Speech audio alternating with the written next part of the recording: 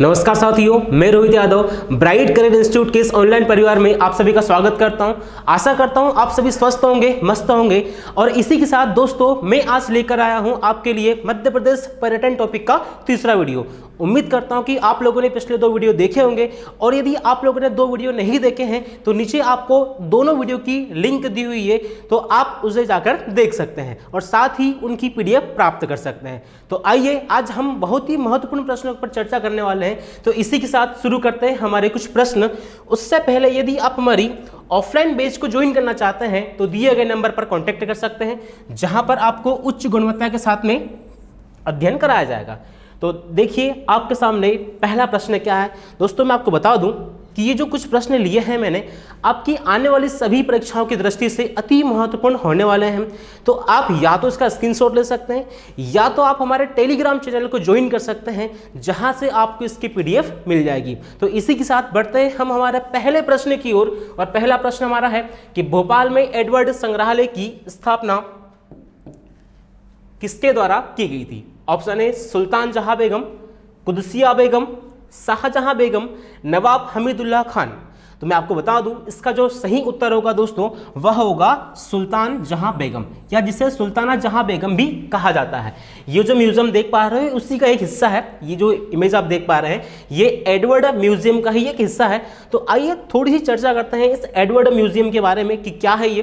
तो मैं आपको बता दूं कि जो एडवर्ड म्यूजियम है इसका निर्माण कराया था सुल्तान जहां बेगम ने। जैसे कि प्रश्न जो हमारा है, सुल्ताना जहां बेगम ने कराया था। कब कराया था भैया? तो 1909 में कराया था। सुल्ताना जहां बेगम ने इसका निर्माण कब कराया था? 1909 में कराया था। और साथ ही मैं आपको बता दूं कि 1909 में ही स्थापना की गई थी दोस्तों सुल्ताना जहां बेगम के द्वारा। किसकी? मिंटो हॉल की। किसकी स्थापना की गई थी? मिंटो हॉल की। और यही जो मिंटो हॉल है दोस्तों, मैं आपको बता दूं कि इस मिंटो हॉल का जो नया नाम है वो है कुशाभाऊ ठाकरे, या कुशाभाऊ ठाकरे के नाम पर इसका नाम रखा गया है। ठीक है, तो आपसे प्रश्न पूछ सकता है करंट में कि मिंटो हॉल का नया नाम क्या है, तो कुशाभाऊ ठाकरे भवन रखा गया है। साथ ही मैं आपको बता दूं कि जो हमारे मध्य प्रदेश का विधानसभा भवन है वह भी यहां पर लगभग 1956 से लेकर 1996 तक संचालित किया गया था। 1996 तक संचालित किया गया था। और उसके बाद से 1996 के बाद से वर्तमान तक हमारा जो मध्य प्रदेश का विधानसभा भवन है वह स्थापित किया, मतलब ट्रांसफर किया गया था। कहां पर? इंदिरा गांधी हॉल में। तो आपसे पूछे कि मध्य प्रदेश की विधानसभा कहां पर है? भोपाल में है। किस नाम से संचालित है भवन उसका? इंदिरा गांधी के नाम से। पहले इसका नाम क्या हुआ करता था? पहले भवन कौन सा था? Minto hall. और इसी मिंटो हॉल का नया नाम अब क्या होगा? कुशाभाऊ ठाकरे। और ये कुशाभाऊ ठाकरे का या कुशाभाऊ ठाकरे भवन का पुराना नाम क्या होगा दोस्तों? तो वो था मिंटो हॉल। और इसी मिंटो हॉल का निर्माण कराया था 1909 में सुल्तान जहां बेगम ने, जिसने एडवर्ड म्यूजियम की स्थापना की है। तो आइए मैं आपको बताता हूं कि जैसे कि सुल्तान जहां बेगम है, वैसे ही हमारे भोपाल की पहली महिला शासिका कौन थी? तो मैं आपको बता दूं कि जो कुदसिया बेगम थी, कुदसिया बेगम, इसे भोपाल की पहली महिला शासिका का दर्जा दिया गया या माना जाता है। जिसका मूल नाम क्या था दोस्तों? तो इसका मूल नाम था गौहर बेगम। इसका मूल नाम क्या था दोस्तों? गौहर बेगम। और इसी गौहर बेगम ने 2 यहां पर स्थापत्य कला की निर्माण किया है। कौन कौन सा मैं आपको बता दूं। एक तो है यहां पर शौकत महल, जिन्होंने अपनी बेटी के दहेज में देने के लिए इस महल का निर्माण कराया था। तो आपसे प्रश्न पूछे कि शौकत महल कहां पर है? तो शौकत महल कहां पर है? भोपाल में है। इसके बाद में शौकत महल का निर्माण किसने किया था? कुदसिया बेगम ने किया था। इसका मूल नाम क्या होगा प्यारे दोस्तों? गौहर होगा। गौहर बेगम बोल सकते हैं। इसका मूल नाम क्या होगा? गौहर बेगम। क्या होगा? गौहर बेगम। इसके बाद में किसका निर्माण किया था? शौकत महल का। और इसी के साथ में इन्हीं के नाम पर यहां पर स्थापित है दोस्तों गौहर महल। क्या स्थापित है? गौहर महल। क्या स्थापित है दोस्तों? गौहर महल, शौकत महल, दोनों का निर्माण किसने कराया था? गौहर बेगम ने, अर्थात कुदसिया बेगम ने कराया था। और मैं आपको बता दूं कि इसी के साथ इसने यहां पर जामा मस्जिद का निर्माण कराया था। जामा मस्जिद का निर्माण कराया था। तो आपसे पूछे कि जामा मस्जिद मध्य प्रदेश में कहां पर स्थित है? तो वो भी है भोपाल में। और इसी के साथ मैं आपको यह भी बता दूं कि जो जामा मस्जिद है यह 4 बाग पद्धति पर निर्मित की गई है। किस पद्धति पर निर्मित की गई है? चार बाग पद्धति पर निर्मित की गई है जामा मस्जिद। तो देखिए गौहर बेगम का स्थापत्य कला, यदि आपको मेंस में भी 3 नंबर का लिखने को आ जाए तो आप बता सकते हैं कि कौन कौन से यहाँ पर 3 स्थापत्य कला है इसके। एक शौकत महल है, एक गौहर महल है और इसी के साथ जामा मस्जिद। और ये जो जामा मस्जिद है हमारी, ये 4 बाग पद्धति पर निर्मित है। तो ठीक है, ये थी कुदसिया बेगम जो भोपाल की पहली महिला शासिका थी, जिसके निर्माण कौन कौन से होंगे? शौकत महल होगा, गौहर महल होगा और जामा मस्जिद। कौन सी मस्जिद 4 बाग पद्धति पर निर्मित की गई है? जामा मस्जिद। निर्माण किसने कराया था? हमारी गौहर बेगम ने। गौहर बेगम का और नाम क्या है? कुदसिया बेगम। भोपाल की पहली महिला शासिका कौन होगी? कुदसिया बेगम। इसी के बाद मैं आपको बताता हूं कि यहां पर एक और बेगम थी जिसका नाम था शाहजहां बेगम। शाहजहां बेगम। और ये जो दोस्तों शाहजहां बेगम थी, इसी शाहजहां बेगम ने क्या किया था? ताज उल मस्जिद का निर्माण कराया था। ताज उल मस्जिद का निर्माण कराया था। और प्यारे दोस्तों, ये जो ताज उल मस्जिद है ना, इसे एशिया की सबसे बड़ी मस्जिद माना जाता है। तो एशिया की सबसे बड़ी मस्जिद कहां पर है? भोपाल में है। किस नाम से है? ताज उल मस्जिद के नाम से है। इसका निर्माण किसने कराया था? उसका निर्माण कराया था शाहजहां बेगम ने। और इसी शाहजहां बेगम ने प्यारे दोस्तों निर्माण कराया था ताजमहल पैलेस का। किसका निर्माण कराया था? ताजमहल पैलेस का निर्माण कराया था। ठीक है, तो देखो मैंने आपको भोपाल की जो बेगमें हैं इनके स्थापत्य कला या इसके निर्माण के बारे में कुछ बताया है। देखिए जरा कौन कौन से। कुदसिया बेगम आपको क्लियर होगा, कुदसिया बेगम ने क्या क्या बनाया है? शौकत महल, गौहर महल और जामा मस्जिद। इसके बाद में शाहजहां बेगम ने क्या क्या बनवाया है प्यारे दोस्तों, या इनके समय क्या क्या निर्माण हुआ था? तो ताज उल मस्जिद, जिसे एशिया की सबसे बड़ी मस्जिद माना जाता है, जिसे एशिया की सबसे बड़ी मस्जिद माना जाता है। तो एशिया की सबसे बड़ी मस्जिद ताज उल मस्जिद। इसके बाद में ताजमहल पैलेस, जिसे मध्य प्रदेश का ताजमहल की संज्ञा दी गई है। और दोस्तों याद रखना, यह मध्य प्रदेश पटवारी का प्रश्न है। मध्य प्रदेश पटवारी का प्रश्न है। क्या प्रश्न है कि भैया मध्य प्रदेश का ताजमहल किसे कहा जाता है? तो कहा जाता है किसे? ताजमहल पैलेस को, जिसका निर्माण किसने कराया था? शाहजहां बेगम ने कराया था। किसने कराया था? शाहजहां बेगम ने कराया था। इसी के साथ में ताज उल मस्जिद का निर्माण भी इन्होंने करवाया था। ठीक है, आपको बता दूं कि पूरे भारत का ताजमहल तो आप जानते हैं कहां पर है? आगरा में है। निर्माण किसने कराया था? शाहजहां ने कराया था। इसी के साथ में आपसे पूछे कि मध्य प्रदेश में काला ताजमहल कहां पर है? मध्य प्रदेश में काला ताजमहल कहां पर है, या किसे काला ताजमहल की संज्ञा दी गई है प्यारे दोस्तों? तो याद रखना, काला ताजमहल कहां पर है? यह है बुरहानपुर में। कहां पर है? बुरहानपुर में है। ठीक है, इसी के साथ में और भी कुछ फैक्ट बचते हैं। जैसे मैं आपको बताऊं कि जो हमारा भोपाल है, इस भोपाल का भारतीय संगम में विलय कब हुआ था? तो याद रखना 1 जून 1949 को भोपाल का भारतीय संगम में विलय किया गया था। और इस समय इसके नवाब कौन थे? तो इसके नवाब थे नवाब हमीदुल्लाह खान। इसके नवाब कौन थे प्यारे दोस्तों? नवाब हमीदुल्लाह खान इसके नवाब थे। ठीक है, और भोपाल में ही मैं आपको बता दूं कि भारत की पहली सेलिंग अकादमी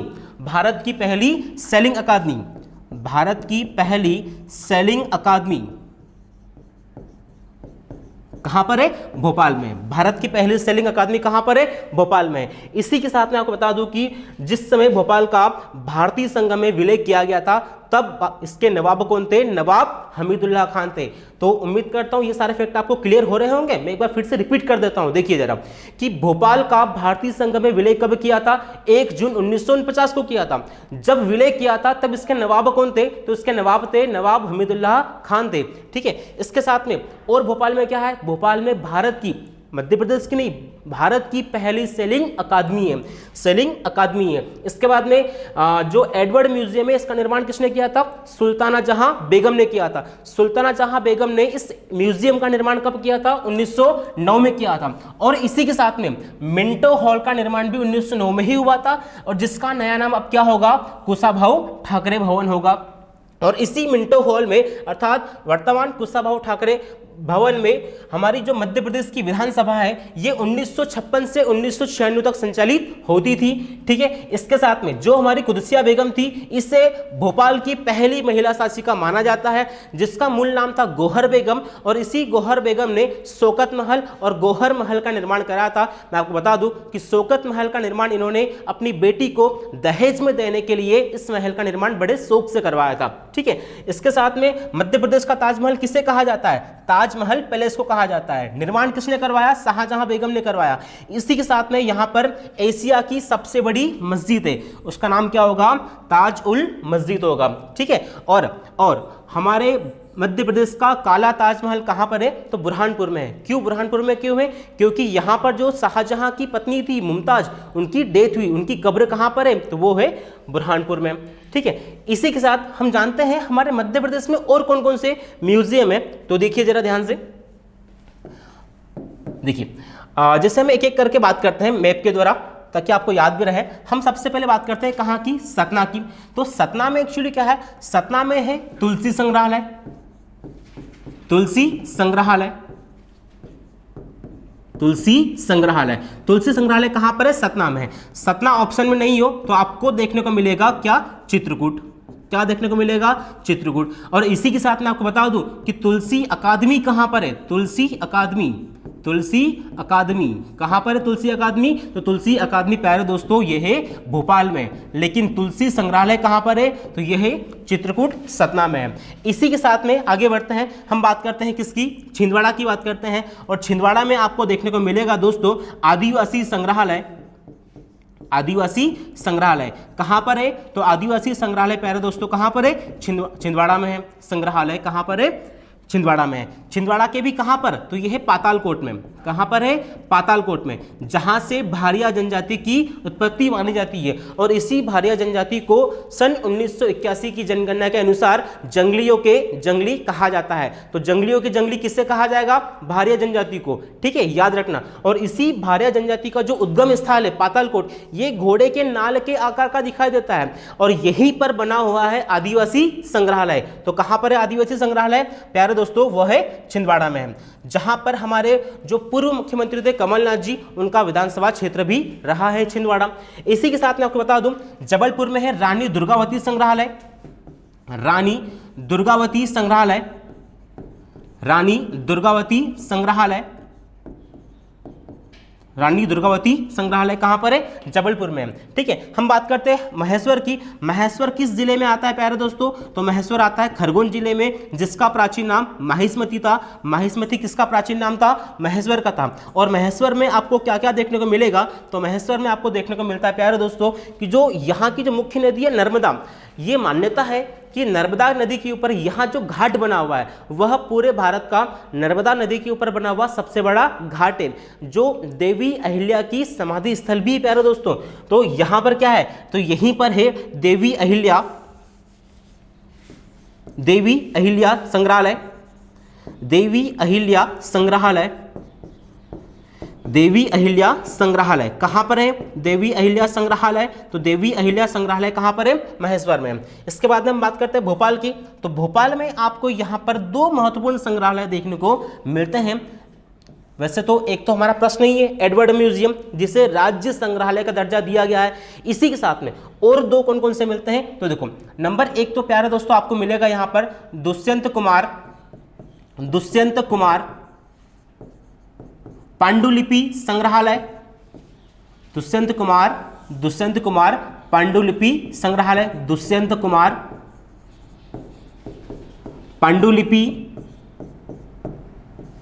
पांडुलिपि संग्रहालय कहां पर है? भोपाल में। इसी के साथ में यही भोपाल में आपको देखने को मिलेगा प्यारे दोस्तों, क्या देखने को मिलेगा? तो इसी भोपाल में है हमारा इंदिरा गांधी मानव संग्रहालय। इंदिरा गांधी मानव संग्रहालय। तो इंदिरा गांधी मानव संग्रहालय कहां पर है? भोपाल में। याद रखना ये देश का सबसे बड़ा, या हम बात करें देश का पहला मानव संग्रहालय कहां पर है? भोपाल में। किस नाम से? इंदिरा गांधी मानव संग्रहालय के नाम से है प्यारे दोस्तों। कहां पर होगा? ये होगा भोपाल में है। ठीक है, जहां पर क्या है? मानव के विकास के क्रम को दर्शाया गया है। ठीक है दोस्तों, और हमारी कुछ जनजातियां हैं जैसे कि बोडो नहीं, सहरिया हो गई, भील हो गई, उराव हो गई, इस प्रकार की जो जनजातियां हैं, यहाँ पर इन जनजातियों के और भी जनजातियां पाई जाती है। तो यहाँ पर इन जनजातियों के शैली या हम कहें चित्रकला, फिर हम कहें भवन आदि को दर्शाया गया है। साथ ही पूरे मानव के विकास के क्रम को भी यहाँ पर दर्शाया गया है। कहाँ पर? इंदिरा गांधी मानव संग्रहालय में, जो कहाँ पर है? भोपाल में है। तो भोपाल में कितने संग्रहालय हो गए? 3 हो गए। कौन कौन से हो गए? एक एडवर्ड म्यूजियम, दुष्यंत कुमार पांडुलिपि संग्रहालय 2009, और अलग अलग ईयर में एमपीपीएससी में भी पूछा गया, प्रीलिम्स में। साथ ही इंदिरा गांधी मानव संग्रहालय कहां पर है? भोपाल में है। ठीक है, तो आइए आगे बढ़ते हैं इसी के साथ। उम्मीद करता हूं ये आपको संग्रहालय याद हो रहे होंगे। एक बार फिर से रिपीट कर लेते हैं। सतना में कौन सा है? तुलसी संग्रहालय। जबलपुर में रानी दुर्गावती संग्रहालय। छिंदवाड़ा के पातालकोट में आदिवासी संग्रहालय। महेश्वर, खरगोन के महेश्वर में देवी अहिल्या संग्रहालय, और भोपाल में है इंदिरा गांधी मानव संग्रहालय, और भोपाल में ही है दुष्यंत कुमार पांडुलिपि संग्रहालय। ठीक है, तो ये था हमारा पहला प्रश्न। आइए आगे बढ़ते हैं हमारे दूसरे प्रश्न की ओर। दूसरा प्रश्न हमारा क्या है कि राय प्रवीण महल कहाँ स्थित है? खजुराहो, चंदेरी, मांडव, ओरछा। तो इसका जो सही उत्तर होगा वह होगा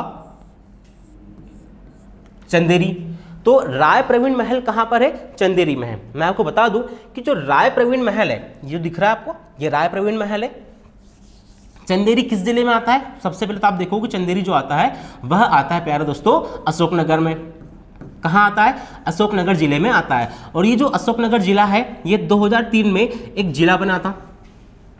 अशोकनगर जिला कब बना? 2003 में बना। ठीक है, और चंदेरी किस जिले में आता है? तो वो आता है अशोकनगर जिले में आता है। ठीक है, और इसी के साथ मैं आपको बता दूं कि यहाँ पर क्या था दोस्तों, तो यहाँ पर एक शासक थे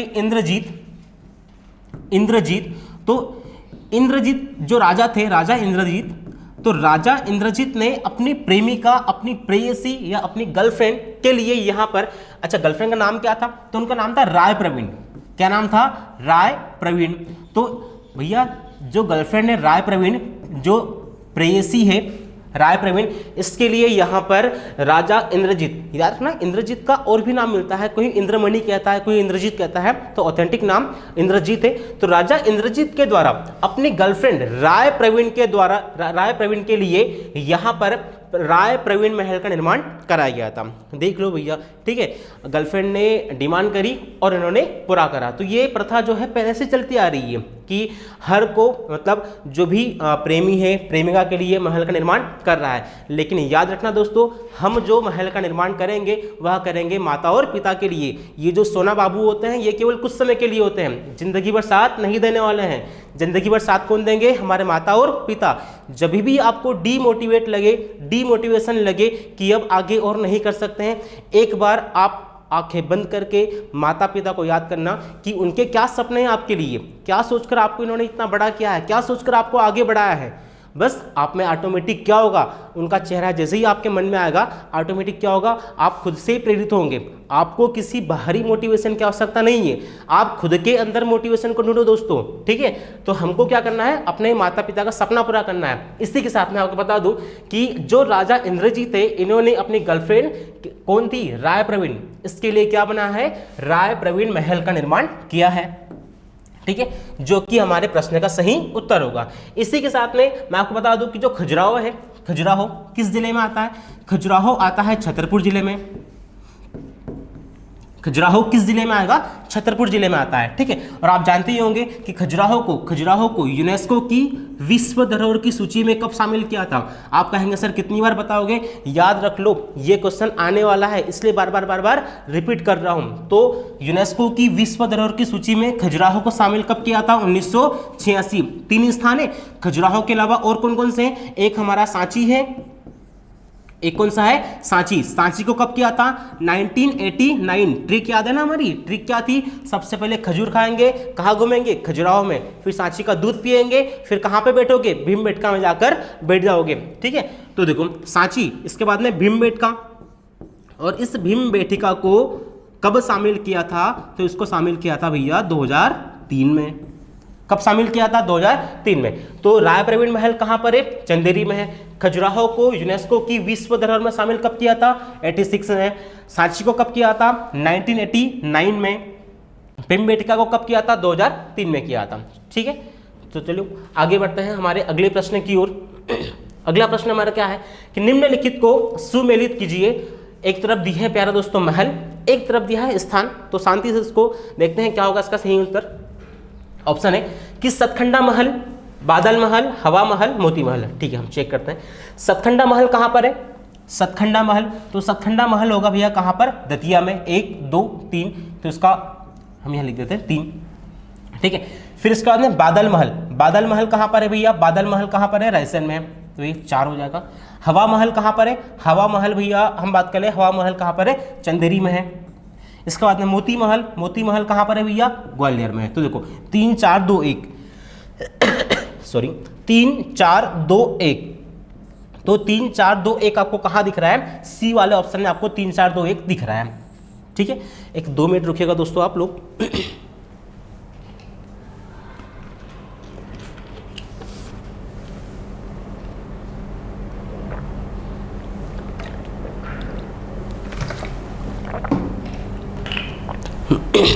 चलिए आगे बढ़ते हैं हम लोग। तो देखो 3 4 2 1 इसका सही उत्तर होगा। सतखंडा महल कहाँ पर होगा?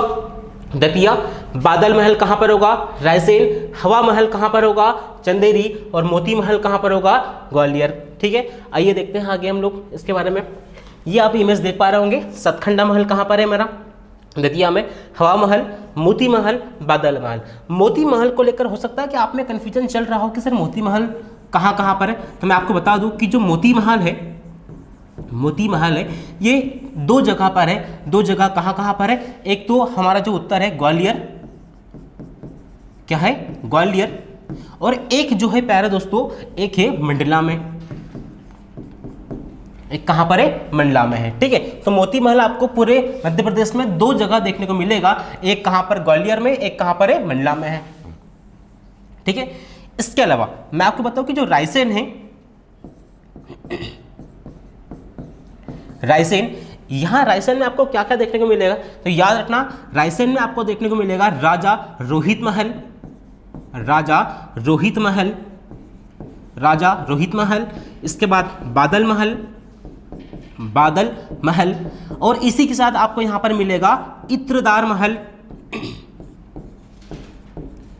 इत्रदार महल। तो राजा रोहित महल, बादल महल, फिर इत्रदार महल। ठीक है, अब इसको ऐसे याद कर लेना कि जो राजा रोहित थे वो इत्र लगाकर बादलों की सैर करते थे, कि राजा रोहित इत्र लगाकर बादलों की सैर करते थे। क्या बोला हमने? कि राजा रोहित इत्र लगाकर बादलों की सैर करते थे। ठीक है, तो राजा रोहित महल, बादल महल, इत्रदार महल, ये सभी आपको देखने को मिलेंगे कहां पर? ये देखने को मिलेंगे रायसेन में। ठीक है, तो इसी के साथ बढ़ते हैं हम अगले प्रश्न की ओर। और अगला प्रश्न हमारा क्या है कि मध्य प्रदेश के किस पर्यटन स्थल की खोज जेम्स फोर्सिथ ने की थी? ऑप्शन पढ़िए जरा आप लोग, क्या होंगे 4 ऑप्शन? तो उम्मीद करता हूं ऑप्शन आपने पढ़े होंगे। इसका जो सही उत्तर होगा वह होगा पंचमढ़ी। क्या होगा दोस्तों? पंचमढ़ी। और इसी पंचमढ़ी को प्यारे दोस्तों कहा जाता है, जो पंचमढ़ी है इसे कहा जाता है, पंचमढ़ी को कहा जाता है क्या? मध्य प्रदेश की छत का दर्जा दिया गया है। कि मध्य प्रदेश की छत किसे कहा जाता है? तो मध्य प्रदेश की छत कहा जाता है किसे? पंचमढ़ी को। मध्य प्रदेश का चेरापूंजी, मध्य प्रदेश का चेरापूंजी किसे कहा जाता है? ये कहा जाता है पंचमढ़ी को। इसके बाद में और आप पंचमढ़ी जाओगे तो पंचमढ़ी को ही कहा जाता है प्यारे दोस्तों मध्य प्रदेश का first hill station. Madhya Pradesh का पहला हिल स्टेशन कौन सा है? तो वो भी कौन सा है प्यारे दोस्तों? पंचमढ़ी है। कौन सा है? पंचमढ़ी है। और पंचमढ़ी में ही अब जब जाओगे तो यहाँ पर आपको पांडव गुफाएं देखने को मिलेगी। कौन सी गुफाएं देखने को मिलेगी? पांडव गुफाएं। पांडव गुफा के अलावा आपको यहाँ पर बहुत सारे जलप्रपात देखने को मिलेंगे, जैसे कि अप्सरा जलप्रपात के बाद में आपको यहाँ पर देखने को मिलेगा बी जलप्रपात। ठीक है, इसके बाद में हांडीखो, जो यहाँ पर सबसे गहरा स्थान है,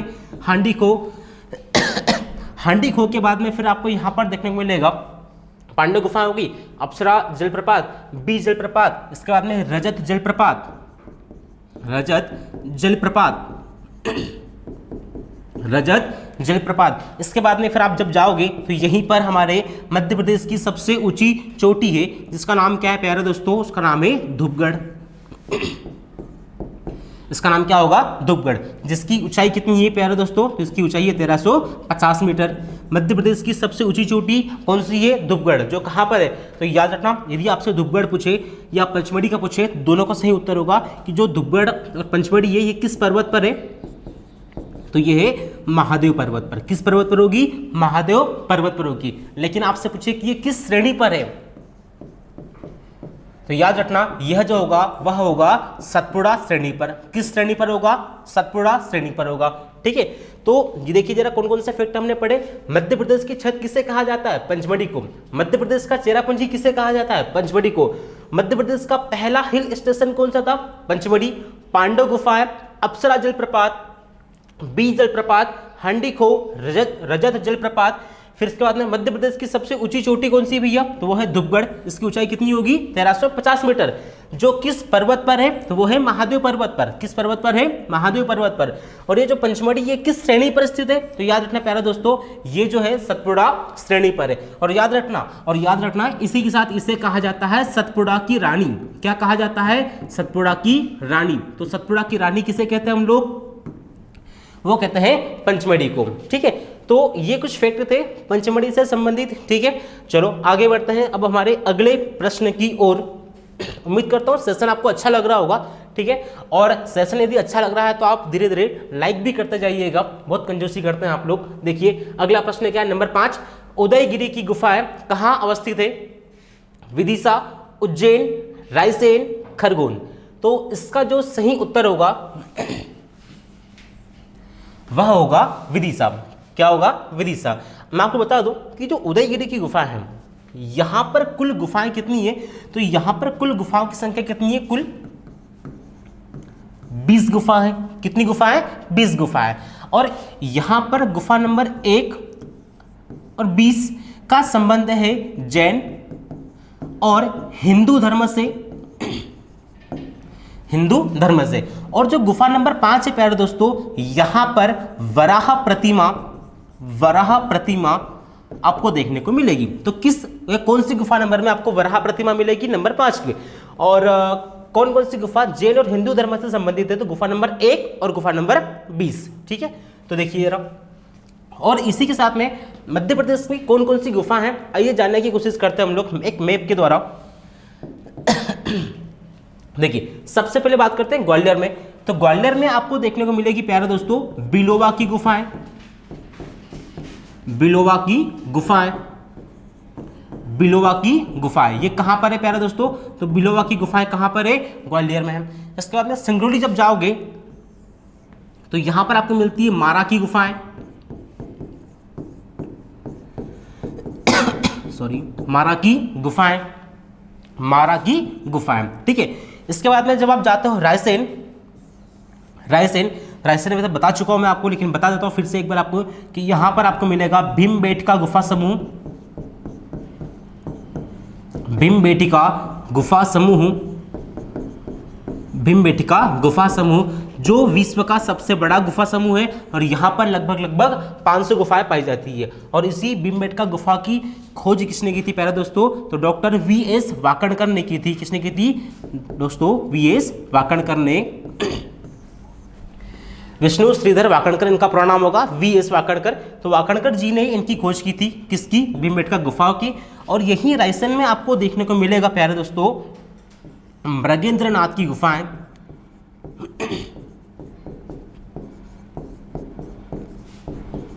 मृगेंद्रनाथ की गुफाएं कहां पर है, रायसेन। नर्मदापुरम की बात कर ले हम लोग। नर्मदापुरम के प्राचीन नाम क्या था, होशंगाबाद था ना। तो इस होशंगाबाद में आपको 2 गुफाएं देखने को मिलेगी। जैसे कि आप जाओगे तो यहां पर प्राग ऐतिहासिक कालिक आदमगढ़ की गुफाएं हैं, आदमगढ़ की गुफा है। और यही पंचमढ़ी जब जाओगे तो यहां पर आपको मिलेगी पांडव गुफाएं। क्या मिलेगी, पांडव गुफाएं। पांडव गुफाएं कहां पर है, तो यह है प्यारे दोस्तों पंचमढ़ी में, पांडव गुफाएं कहाँ पर है? पंचमढ़ी में। आदमगढ़ की गुफाएं कहाँ पे? नर्मदापुरम में। इसका प्राचीन नाम क्या था? होशंगाबाद था। ओमकारेश्वर की बात कर ले, ओमकारेश्वर किस जिले में आता है? तो ये आता है खंडवा जिले में, जहां पर आपको देखने को मिलेगा शंकराचार्य की गुफाएं, शंकराचार्य की गुफाएं, शंकराचार्य की गुफाएं। तो शंकराचार्य की गुफाएं मध्य प्रदेश के किस जिले में? खंडवा जिले में। किस स्थान पर है? ओमकारेश्वर में। ठीक है, इसके बाद आप धार जाते हो तो धार में आपको देखने को मिलेगा लोहानी की गुफाएं। धार में आपको मिलेगी प्यारे दोस्तों लोहानी की गुफाएं। तो धार में कौन सी गुफा है? लोहानी की गुफा है। और जब उज्जैन जाते हो तो उज्जैन में आपको मिलेगी प्यारे दोस्तों भर्तहरि की गुफाएं, भर्तहरि की गुफाएं, भर्तहरि की गुफाएं। ये कहां पर है? उज्जैन में है, जो कि कालिया देह महल के निकट है। कालिया देह जो महल है इसके निकट है। ठीक है, तो देखो ये मध्य प्रदेश की कुछ खास गुफाएं मैंने कवर करी है मैप के माध्यम से, ताकि आपको याद रहे एटलीस्ट लोकेशन कि कहां पे कौन कौन सी गुफाएं। देखिए जरा फिर से एक बार, ग्वालियर की गुफाएं कहां पर है? बिलवा की गुफाएं, बिलवा की गुफाएं कहां पर है? ग्वालियर में। सिंगरौली में कौन सी है? मारा की गुफाएं। और उसके बाद में रायसेन में 2 गुफाएं मिलती है आपको, भीमबेटका गुफा समूह और दूसरा क्या है? मृगेंद्रनाथ की गुफाएं। मृगेंद्रनाथ की गुफाओं से हमको रंगीन चित्रकला भी प्राप्त हुई है। तो याद रखना कि रंगीन चित्रकला मध्य प्रदेश के किस गुफा से प्राप्त हुई है? तो उसका आंसर क्या होगा? मृगेंद्रनाथ की गुफाएं। एक 2 मिनट रुकिएगा दोस्तों, गला सूख रहा है थोड़ा सा।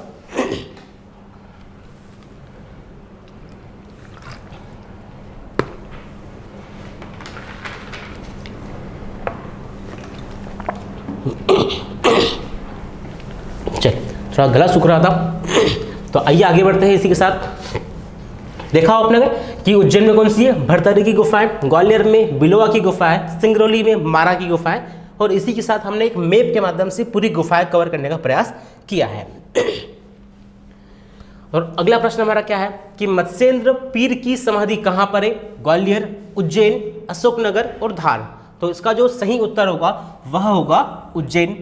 ठीक है, मत्स्येंद्र पीर की समाधि यहां पर पूछा है हमसे, क्या पूछा है प्यारे दोस्तों? समाधि पूछा है। तो समाधि कहां पर है? उज्जैन में है। ठीक है, तो उसी प्रकार से हम मैप के माध्यम से जानने की कोशिश करते हैं कि और भी मध्य प्रदेश में कौन कौन सी खास गुफाएं हैं। ठीक है, सॉरी गुफाएं नहीं, समाधियां हैं या मकबरा बोल सकते हैं, जिसे टोम्ब कहा जाता है इंग्लिश में। तो देखिए जरा, यदि आप बात करें सबसे पहले, चलो कहाँ से स्टार्ट करते हैं? ऊपर से स्टार्ट करते हैं। ग्वालियर की बात कर लो।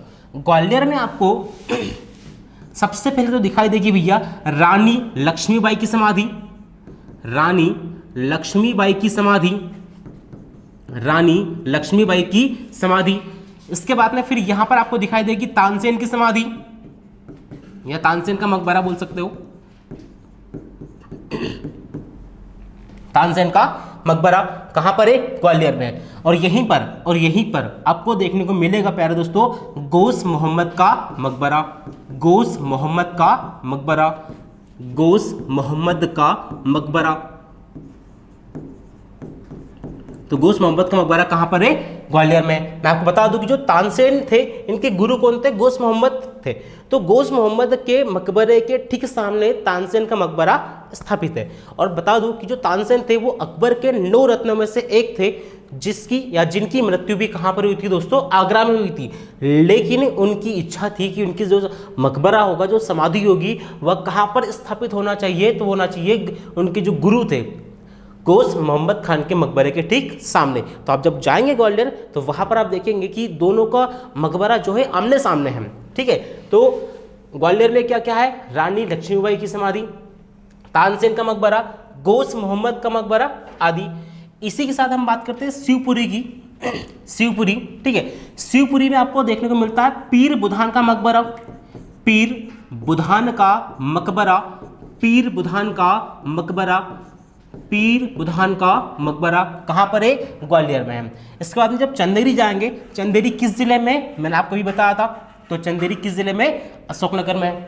चंदेरी किस जिले में? अशोकनगर में। और इसी चंदेरी में आपको देखने को मिलेगा बेजू बावरा की समाधि, बेजू बावरा की समाधि, बेजू बावरा की समाधि कहां पर है? बेजू बावरा की समाधि कहां पर है? तो वो है चंदेरी में। फिर जब राजगढ़ जाएंगे तो राजगढ़ के सारंगपुर में, प्यारे दोस्तों कहां पर, राजगढ़ के सारंगपुर में,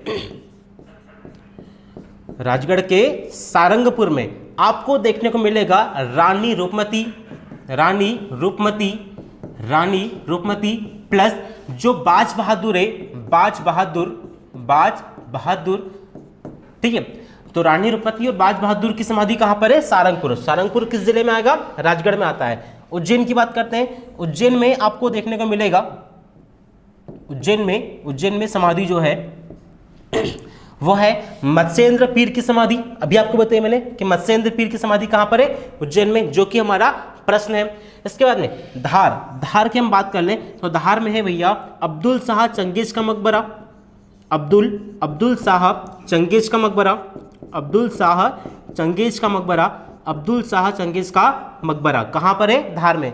और धार के मांडव की बात कर ले तो यहां पर आपको मिलता है भैया होशंग शाह का मकबरा। क्या मिलता है, होशंग शाह का मकबरा, ठीक है, जो कि भारत में संगमरमर से निर्मित पहली इमारत है। कौन सी है, होशंग शाह, ठीक है। और इसी होशंग शाह के नाम पर होशंगाबाद शहर की स्थापना की गई थी। खरगोन की बात करते हैं भैया, हाँ प्यारा प्यारा खरगोन, जो खरगोन है यहाँ पर है। खरगोन में दो समाधि आपको मिलती है। खरगोन के रावरखेड़ी की बात कर ले हम लोग, रावरखेड़ी, खरगोन के रावरखेड़ी की बात कर ले तो खरगोन के रावरखेड़ी में आपको देखने को मिलती है प्यारे दोस्तों पेशवा बाजीराव की समाधि, पेशवा बाजीराव की समाधि, पेशवा बाजीराव की समाधि, ठीक है। तो पेशवा बाजीराव की समाधि कहां पर है भैया, खरगोन में। खरगोन में कहां पर है, रावरखेड़ी में। और इसी के साथ आपको यहां पर देखने को मिलेगी महेश्वर में। कहां पर, महेश्वर में देवी अहिल्याबाई की समाधि, देवी अहिल्याबाई की समाधि, देवी अहिल्याबाई की समाधि, देवी अहिल्याबाई की समाधि कहां पर है, खरगोन, खरगोन के महेश्वर में, जो जाना जाता है भैया तीखी मिर्ची के लिए, खरगोन हमारा, ठीक है। और हम बात करें जबलपुर की तो जबलपुर में जो संग्रहालय है वो है, जबलपुर में जो समाधि है वो है रानी दुर्गावती की समाधि, रानी दुर्गावती की समाधि कहां पर है, जबलपुर में है। इसके अलावा और भी कुछ बचे हुए हैं जैसे मैं आपको बताऊं, जैसे हम बात करते हैं किसकी भैया, भोपाल की बात कर लेते हैं, या भोपाल से अच्छा हम बात करते हैं भैया खंडवा, जो खंडवा है इसकी बात करते हैं। खंडवा में एक्चुअली क्या भैया, तो खंडवा में आपको देखने को मिलेगा किशोर कुमार की समाधि, किशोर कुमार की समाधि कहां पर है, तो किशोर कुमार की समाधि कहां पर है प्यारे दोस्तों, वो है खंडवा में। किशोर कुमार की समाधि कहां पर है, खंडवा में है। जबलपुर में क्या है, रानी दुर्गावती की समाधि। खरगोन में क्या है, खरगोन के रावरखेड़ी में पेशवा बाजीराव की समाधि है। और खरगोन के महेश्वर में क्या है, देवी अहिल्याबाई की समाधि है। और धार की बात करते हैं, धार में है अब्दुल शाह चंगेज का मकबरा। और इसी के साथ धार के मांडव में आपको देखने को मिलेगा प्यारे दोस्तों होशंग शाह का मकबरा। इसी के साथ उज्जैन आप जाते हो तो उज्जैन में आपको मत्स्येंद्र पीर की समाधि मिलेगी। और उसके बाद राजगढ़ के सारंगपुर में, कहां पर, सारंगपुर में आपको मिलेगा बाज बहादुर और रानी रूपमती का मकबरा या समाधि बोल सकते हो।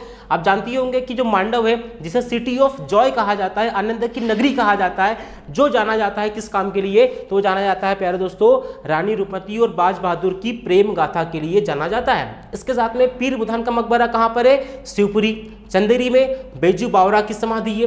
ग्वालियर में रानी लक्ष्मीबाई, तानसेन और गोश मोहम्मद का मकबरा आपको देखने को मिलेगा, ठीक है। तो ये आप देखेंगे कि एक ही जगह पर आपको मैंने पूरे मध्य प्रदेश में जो खास समाधियां हैं वो कवर करने का प्रयास किया है, ठीक है। इसके पहले वाले प्रश्नों में हमने देखे थे संग्रहालय, ठीक है। तो इसी के साथ हमको मैप के माध्यम से ही पढ़ना है दोस्तों। ये तो ऑब्जेक्टिव क्लास हमारी, जब थ्योरी क्लास लेकर आएंगे तो पूरा जो हम अध्ययन करेंगे वो पूरे की पूरा मैप के माध्यम से कंसेप्ट के साथ करेंगे, ठीक है। तो देखिए अगला प्रश्न है क्या हमारा कि कान्हा बाबा का मेला कहाँ आयोजित होता है, सोडलपुर, हरदा, दतिया, खरगोन, उज्जैन। तो इसका जो सही उत्तर होगा वह होगा सोडलपुर हरदा में। कहां पर होगा, सोडलपुर हरदा में। और ठीक उसी तरीके से हम बात करते हैं कि मध्य प्रदेश के प्रमुख मेले कौन कौन से भैया, मध्य प्रदेश के प्रमुख मेले कौन कौन से हैं। तो आइए देखते हैं हम लोग एक एक करके मैप के माध्यम से, ताकि मैप के माध्यम से कम आपको याद रहेगा कि कौन कौन से मेले हैं मध्य प्रदेश में, ठीक है। देखिए जरा हम बात करते हैं मुरैना में। तो मुरैना के एक गाँव है पोरसा गाँव या पोरसा ग्राम बोल सकते हो। तो मुरैना के पोरसा ग्राम में आपको देखने को मिलेगा नागाजी का मेला, नागाजी का मेला। तो नागाजी का मेला कहाँ पर है? पोरसा ग्राम मुरैना में, जहाँ पे प्राचीन काल में बंदरों का क्रय विक्रय किया जाता था। व्यापम क्वेश्चन को पूछ चुका है कि पोरसा ग्राम मुरैना में किस मेले का आयोजन होता है, तो याद रखना नागाजी का मेले का आयोजन होता है। और इसी मेले में प्राचीन काल में बंदरों का क्रय विक्रय किया जाता था, रियल वाले बंदरों की बात की जा रही है भैया, ठीक है। इसके साथ में ग्वालियर आप जाएंगे तो ग्वालियर में आपको देखने को मिलेगा, ग्वालियर में आपको देखने को मिलेगा रामलीला का मेला भैया, रामलीला का मेला, रामलीला का मेला। तो रामलीला का मेला कहाँ पर है भैया? ग्वालियर में। और ग्वालियर के साथ साथ यही रामलीला का जो मेला है प्यारे दोस्तों गुना में भी आयोजित किया जाता है। तो रामलीला का मेला दो जगह आयोजित होता है, एक तो ग्वालियर और एक कहाँ पर होगा, एक कहाँ पर होगा, तो एक होगा गुना में। इसके बाद थोड़ा सा आगे बढ़ते हैं भैया, दतिया की बात करते हैं। दतिया, तो दतिया में आप देखेंगे कि सोनागिरी का मेला, सोनागिरी का मेला कहां पर है? सोनागिरी का मेला कहां लगता है? दतिया में लगता है। शिवपुरी की बात कर ले, शिवपुरी की बात करते हैं हम लोग, तो शिवपुरी में क्या लगता है भैया? शिवपुरी में आयोजित होता है किसका? पीर बुधान का मेला, पीर बुधान का मेला, पीर बुधान का मेला, पीर बुधान का मेला कहां पर लगता है? शिवपुरी में। फिर हम बात करें उज्जैन की, तो उज्जैन में प्यारे दोस्तों प्रसिद्ध सिंहस्थ मेले का आयोजन होता है, प्रसिद्ध सिंहस्थ, जिसे कुंभ का मेला भी कहा जाता है। तो सिंहस्थ मेले का आयोजन कहाँ पर होता है? उज्जैन में होता है। और आप जानते ही होंगे कि प्रति कुछ सालों बाद क्या होता है कि यहाँ पर सिंहस्थ के मेले का आयोजन किया जाता है, ठीक है। कहाँ पर? उज्जैन में। और आप जानते हैं कि उज्जैन में सिंहस्थ के मेले के साथ साथ यहीं पर आयोजित होता है गधों का मेला, रियल वाले गधों की बात की जा रही है। गधों का मेला कहाँ पर आयोजित होता है? गधों का मेला, गधों का मेला। तो गधों का मेला कहाँ होता है भैया? उज्जैन में। और उज्जैन के साथ में आपको बता दूं कि और गधों का जो मेला होता है वह होता है सतना, सतना के चित्रकूट में। कहाँ पर होता है? चित्रकूट में। तो गधों का मेला दो जगह आपको देखने को मिलेगा, कहाँ कहाँ पर? उज्जैन में, और उज्जैन के अलावा कहाँ पर? चित्रकूट, सतना में। और याद रखना इसी के साथ पूरे मध्य प्रदेश में सबसे ज्यादा मेलों का आयोजन कहाँ पर होता है? तो वो होता है उज्जैन संभाग में। कहाँ पर होता है? उज्जैन संभाग में। और सबसे कम मेलों का आयोजन किस संभाग में होता है? तो उसका सही उत्तर होगा नर्मदापुरम। क्या होगा? नर्मदापुरम होगा, ठीक है। तो देखो, और खरगोन की बात करते हैं। खरगोन में भैया प्रसिद्ध नवग्रह मेला लगता है हमारा, नवग्रह मेला, नवग्रह मेला कहाँ पर है? खरगोन लगता है, ठीक है। इसका सागर की बात करते हैं, तो सागर में प्यारे दोस्तों होता है यहाँ पर धमोनी उर्स, धमोनी उर्स, सागर में धमोनी उर्स। इसके बाद में छतरपुर की बात कर ले, तो छतरपुर में आपको देखने को मिलेगा प्यारे दोस्तों जल बिहारी का मेला, जल बिहारी का मेला, जल बिहारी का मेला। तो जल बिहारी का मेला कहाँ पर लगता है? वो लगता है छतरपुर में। इसके बाद में रीवा की बात कर ले, तो रीवा में आपको देखने को मिलेगा महामृत्युंजय का मेला, महामृत्युंजय का मेला, महामृत्युंजय का मेला कहाँ पर लगता है भैया? महामृत्युंजय का मेला कहाँ लगता है? तो वो लगता है हमारे रीवा में, महामृत्युंजय का मेला। मोस्ट टाइम पे याद रखना महामृत्युंजय का मेला कहाँ लगेगा? रीवा में लगेगा। कहाँ लगेगा? रीवा में। इसके बाद में और कुछ बचा है जिससे मैं बता दूं आपको, नरसिंहपुर का। किसका बताऊं? नरसिंहपुर का। तो नरसिंहपुर में क्या होता है? बरमान का मेला, बरमान का मेला, बरमान का मेला कहाँ आयोजित होता है? नरसिंहपुर में होता है। कहाँ होता है? नरसिंहपुर में होता है, ठीक है। तो ये कुछ थे हमारे मध्य प्रदेश के खास खास मेले। एक बार फिर से हम रिपीट कर लेते हैं फटाफट तरीके से। देखो, मध्य प्रदेश के मुरैना में कहाँ पर? पोरसा ग्राम में। कौन सा? नागाजी का मेला। किसका क्रय विक्रय? बंदरों का। ग्वालियर में रामलीला का मेला, और कहां पर? गुना में। दतिया में सोनागिरी का मेला, जो कि प्रसिद्ध जैन तीर्थ स्थल है प्यारे दोस्तों, ठीक है। इसके साथ में शिवपुरी की बात कर ले, पीर बुधान का मेला, या फिर इसी के साथ इसके पहले प्रश्न में क्या देखा था हम लोगों ने? पीर बुधान का मकबरा कहां पर है? शिवपुरी में। तो उसी मकबरे के पास में मेले का आयोजन किया जाता है। उज्जैन में दो लगते हैं, सिंहस्थ का मेला लगता है और एक लगता है गधों का मेला। किसका लगता है? गधों का मेला। इसके बाद में खरगोन में नवग्रह मेला, सागर धमोनी उर्स, नरसिंहपुर में बरमान का मेला, रीवा में महामृत्युंजय का मेला, और प्यारे दोस्तों इसी के साथ में छतरपुर में लगता है जल बिहारी का मेला, ठीक है। तो आइए आगे बढ़ते हैं इसी के साथ। तो ये हमारे कुछ खास खास मेले थे, ठीक है। याद रखना है इनको दोस्तों, मेले जो है व्यापम में बहुत बार रिपीट हुए हैं, ठीक है। तो अगला प्रश्न हमारा क्या है कि गुप्तकालीन विष्णु मंदिर स्थित है तिगवा जबलपुर, भोजपुर, खजुराहो और लोटा। इसका सही उत्तर क्या होगा? तो इसका सही उत्तर होगा तिगवा जबलपुर। क्या होगा? तिगवा जबलपुर। यदि हम बात कर लें, ये जो मंदिर आपको दिखाई दे रहा है कौन सा है? तिगवा विष्णु मंदिर है जो गुप्तकालीन है। इसी के साथ यदि आप बात करते हैं जबलपुर की, जबलपुर जो है, जबलपुर में ही हमारे मध्य प्रदेश हाई कोर्ट का मुख्यालय है और इसी मध्य प्रदेश हाई कोर्ट की स्थापना कब हुई थी प्यारे दोस्तों? तो वो होती है 1 नवंबर 1956 में। कब होती है? 1 नवंबर 1956 में। और आप जानते ही होंगे कि इसके 2 खंडपीठ आपको देखने को मिलती है, 2 खंडपीठ देखने को मिलती है। कहाँ पर देखने को मिलती है? तो एक मिलती है इंदौर में, एक कहाँ मिलेगी? इंदौर में, और एक देखने को मिलेगी आपको कहाँ पर? ग्वालियर में। कहाँ मिलेगी? ग्वालियर में। और याद रखना तीसरी प्रस्तावित है, तीसरी क्या है? प्रस्तावित है। तीसरी क्या है? प्रस्तावित। और प्रस्तावित कहाँ पर है? तो प्रस्तावित है भैया भोपाल में। कहाँ पर है? भोपाल में है। तीसरी कहाँ पर प्रस्तावित है? भोपाल में।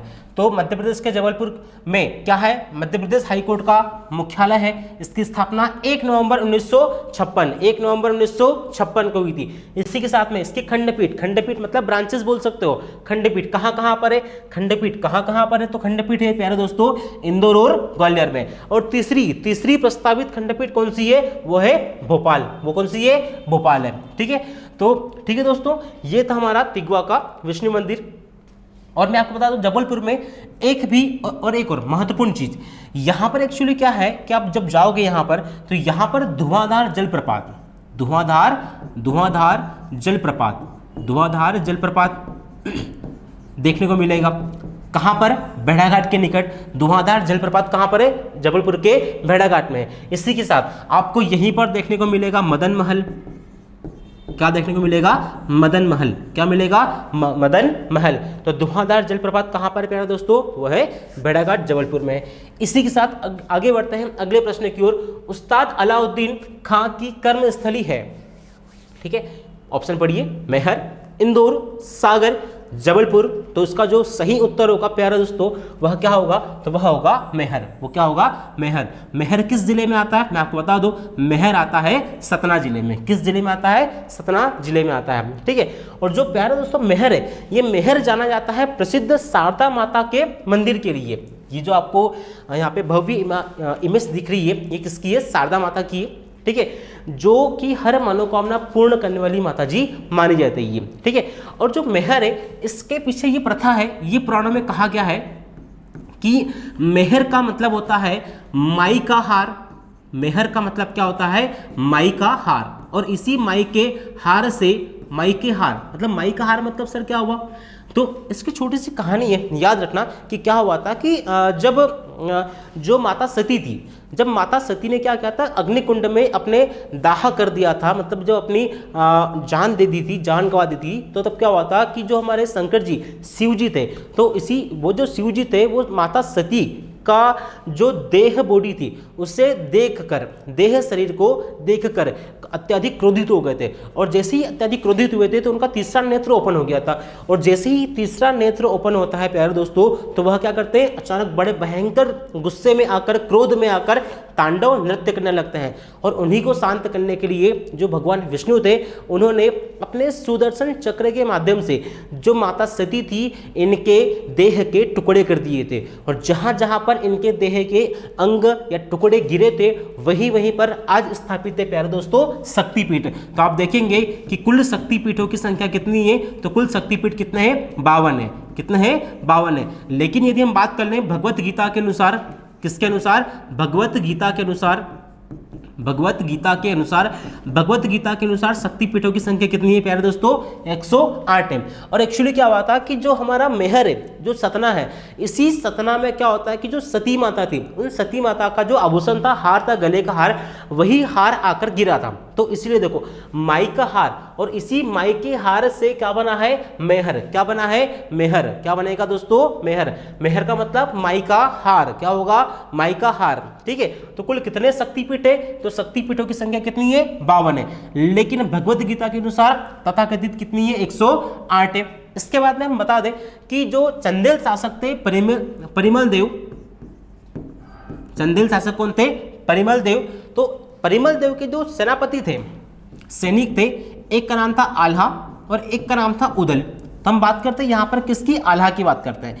और दोस्तों ये आप इसे आश्चर्य कहिए या अजूबा कहिए या भक्ति कहिए या आप कुछ भी मान सकते हैं इसे, कि यहाँ पर आज भी क्या होता है कि जो आल्हा है ये क्या होता है कि ब्रह्म मुहूर्त में आकर यहाँ पर माता जी की पूजा करके जाते हैं। ये हम ही नहीं बोल रहे हैं दोस्तों, ये आप देखेंगे कि बड़े बड़े जो वैज्ञानिक थे उन्होंने भी इसका सिद्ध किया है। वहाँ की पुजारियों के साथ जो बड़े बड़े वैज्ञानिक हैं उन्होंने भी इस बात को माना है कि जो आज भी क्या होता है, ब्रह्म मुहूर्त में आकर जो आल्हा होते हैं वो माता जी की पूजा करके जाते हैं। ठीक है, पंडित जी के आने के पहले जब क्या होता है, आल्हा जी यहाँ पर आते हैं तो ताजे ताजे फूल और जल अर्पित किया हुआ हमें डेली मिलता है। ठीक है, तो इसी के साथ आप समझ गए होंगे कि मेहर नाम किससे पड़ा? तो मेहर नाम पड़ा है माई के हार से। माई का हार क्यों? क्योंकि सती माता का हार कहां पर आकर गिरा था? सतना में। कहां पर गिरा था? सतना में। और इसी के साथ में बता दो कि जो आल्हा थे इन्होंने लगभग यहां पर एक पर्वत है, त्रिकुट पर्वत। कौन सा पर्वत है? त्रिकुट पर्वत। तो इस त्रिकुट पर्वत पर कौन सा पर्वत पर? त्रिकुट पर्वत पर लगभग 12 वर्ष तपस्या की थी माता जी का दर्शन करने के लिए। और 12 वर्ष पश्चात क्या होता है, यहीं पर शारदा माता जी के द्वारा या शारदा माँ के द्वारा दर्शन दिए गए थे।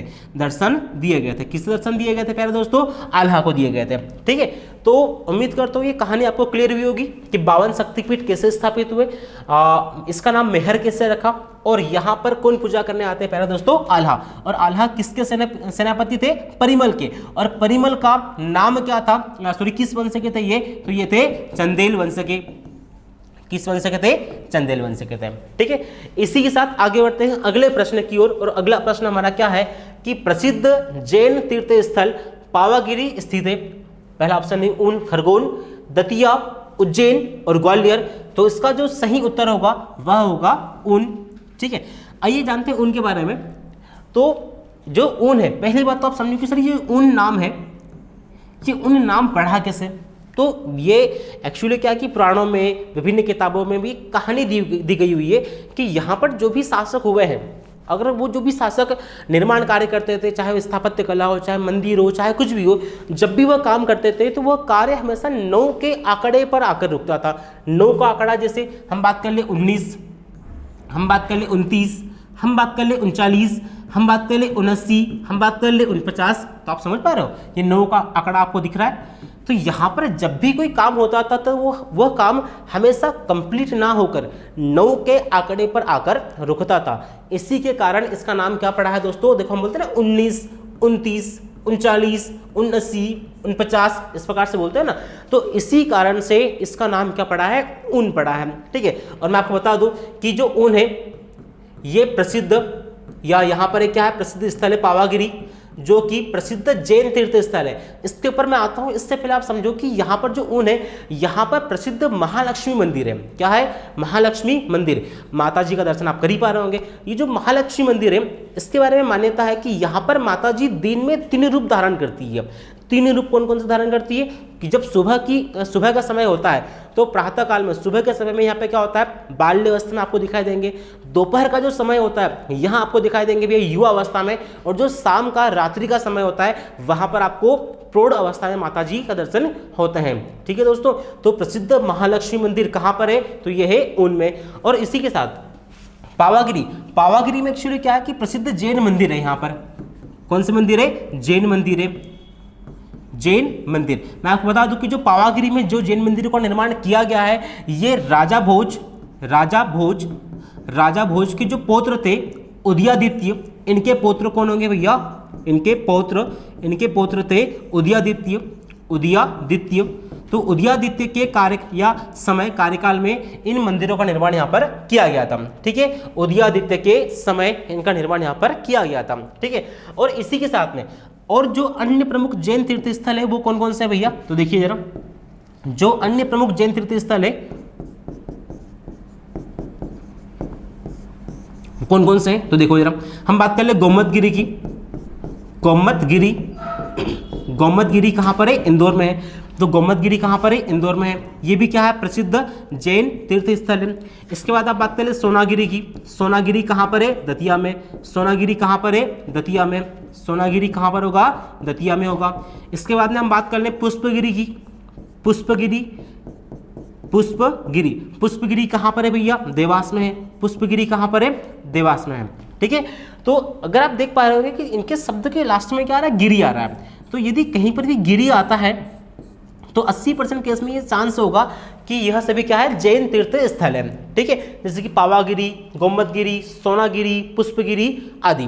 ठीक है, और ये प्रसिद्ध महालक्ष्मी मंदिर, जो ये मंदिर की बात कर लें, जैन मंदिर की बात कर लें, तो याद रखना आपको जो ऊन या पावागिरी है, यहाँ पर हिंदू धर्म प्लस हिंदू धर्म के साथ साथ आपको जैन मंदिर भी दिखाई देते हैं। और इसी की तरह आपने देखा था कि जब पहले वीडियो में बताया था खजुराहो के बारे में, तो वहां पर भी क्या था? हिंदू और जैन धर्म के मंदिर वहां पर स्थापित किए गए थे।